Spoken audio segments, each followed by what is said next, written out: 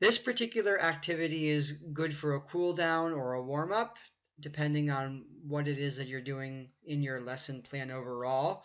It's good for doing something relaxing and calming, but also promotes critical thinking and use of the target language, which in this case is English. Now, what you'll need for this activity is a chalkboard or a whiteboard, or if you have none of those things, a pen and paper could work, or even if you don't have that, a stick and some sand, and you're good to go. What I'll do is I'll typically walk up to the chalkboard or the whiteboard or a stick and some sand, and I will write a simple sentence in English, such as, I have a dog. And I will then proceed to pass the writing utensil to the student that is nearest to me, and I will instruct them to add one word to the sentence that still makes it syntactically and semantically correct. So for example, the student who I have given the writing utensil to will walk up to the board or the whiteboard or whatever you have and include a new word within the sentence, such as, I have a big dog. And then I will instruct that student to pass the writing utensil to another student that is closest to them.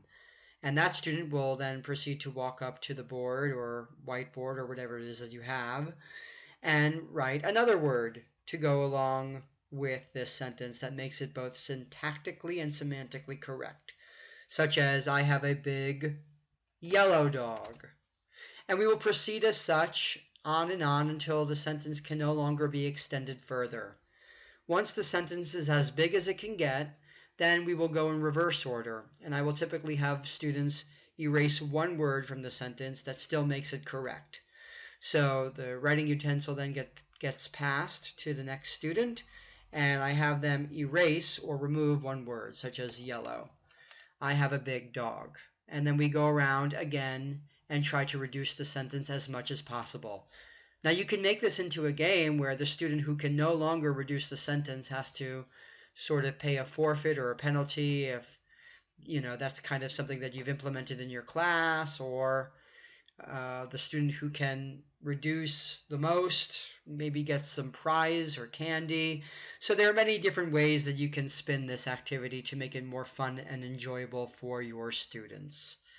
Like I said, this is a good exercise for warm up or an open period where you are not doing the main lesson or even a cool down. It usually lasts around 5 to 10 minutes.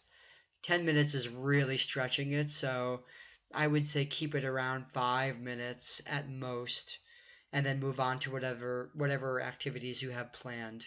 Thanks so much.